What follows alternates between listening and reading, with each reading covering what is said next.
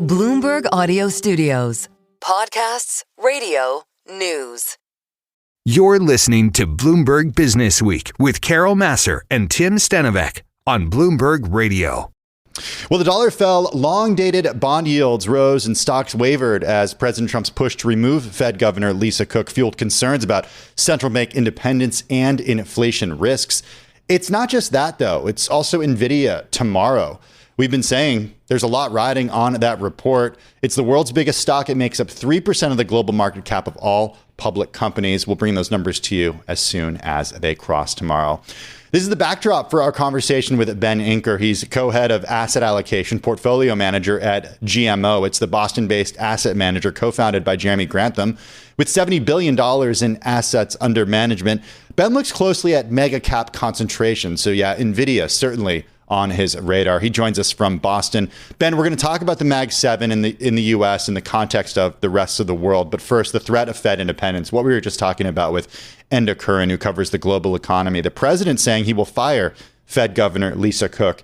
If he is successful, does it change your view of U.S. markets?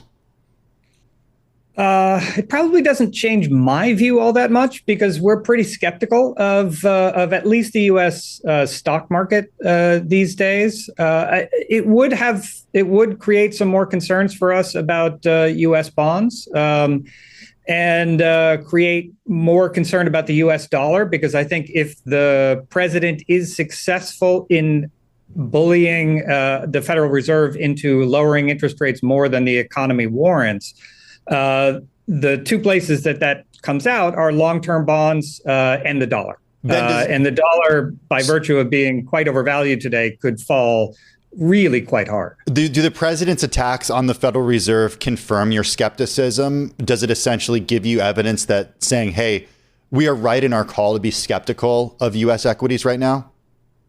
Well, we do think it is part of one of the key problems for U.S. companies right now. The U.S. stock market is trading at a big premium to the rest of the world. That is an issue. The U.S. dollar is very overvalued. That is an issue.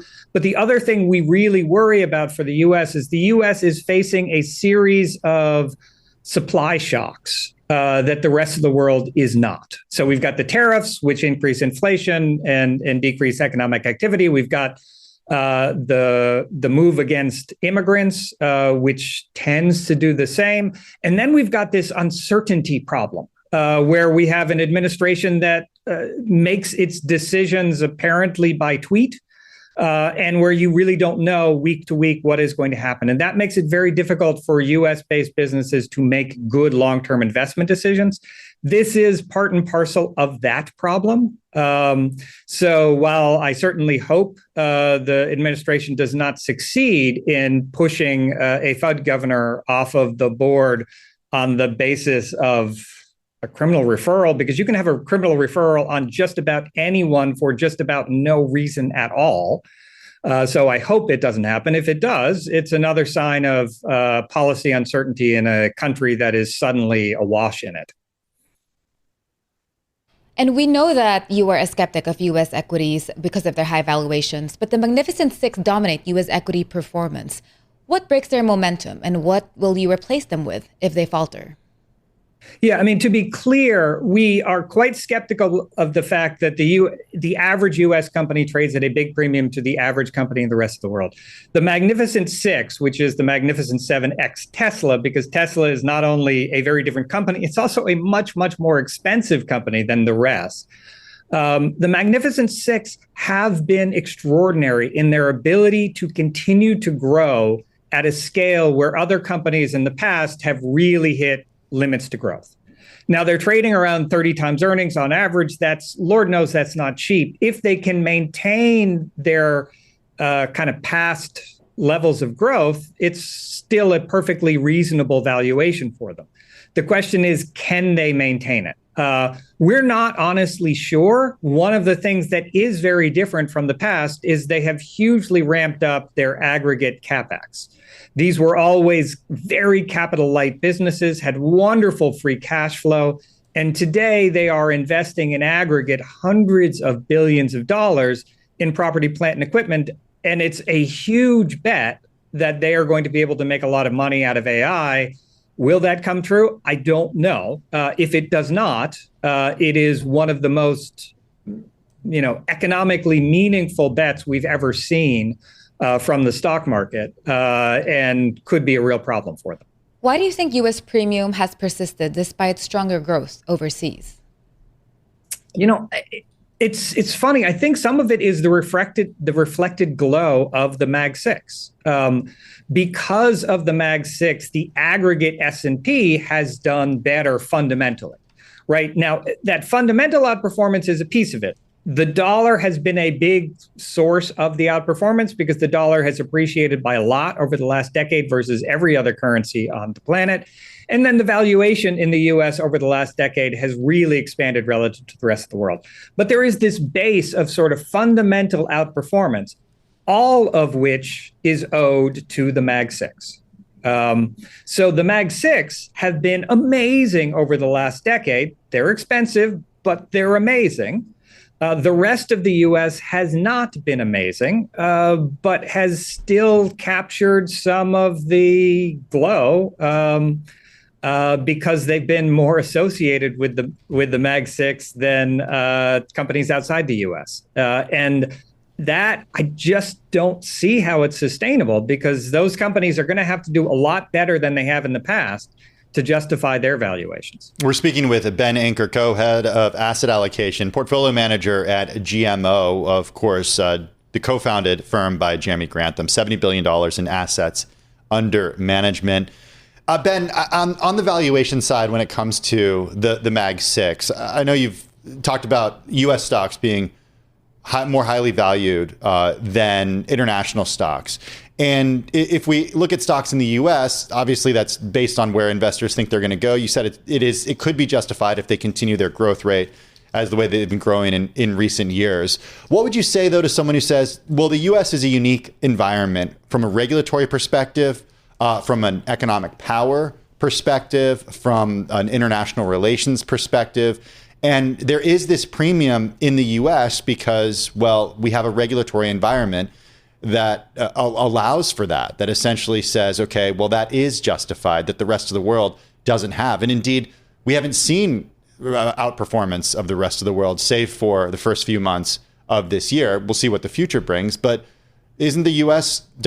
deserve to have a premium on it based on those factors? Look, if the U.S. deserves to have a premium, it would be on the basis of having a higher return on capital than we have in the rest of the world. There are plenty of countries where there are not a lot of regulations over what companies do. Most of the emerging world doesn't have that many regulations. The return on capital isn't necessarily that brilliant. They aren't wonderful places to operate. The U.S. has been a good place for businesses to operate. One, we are a very big market. Two, we have had a regulatory system that is very rules-based, very kind of slow to change, and it has been a good base to try to sell to the rest of the world.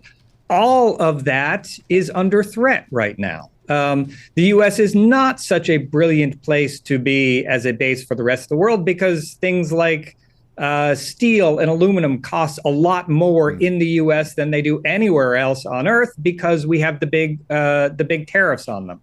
From a regulatory perspective, while the biggest the biggest victims might be companies providing wind power or looking to do so, we today operate in a world where the regulatory environment is much less predictable. And unfortunately, we also now operate in an environment where it is pretty clear that the way you want to get ahead, at least as a very large cap company, is getting in the good graces of the government, which is a very different game than we have had for the last 80 years in the U.S.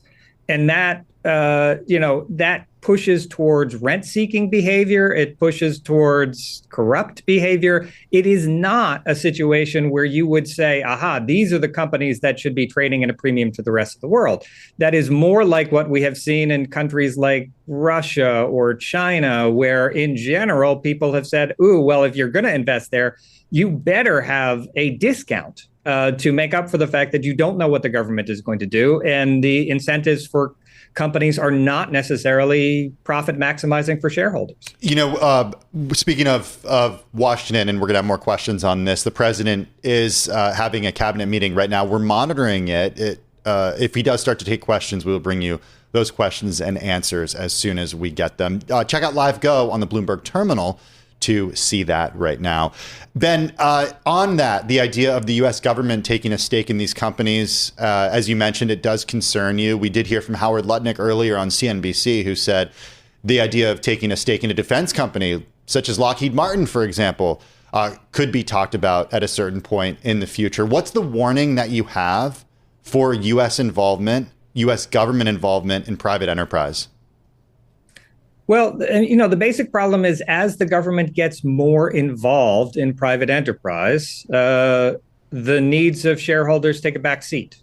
And that isn't obviously, that isn't necessarily the absolute worst thing in the world. But we do see, and we have seen time and time again, where businesses are more answerable to the government than they are to their standard owners, you get less good business decisions. Now, on the other hand, if you are a defense contractor, it may well be in your interest to have the government take a stake, because if you are one where the government has not taken a stake, maybe you're less likely to win the next competition.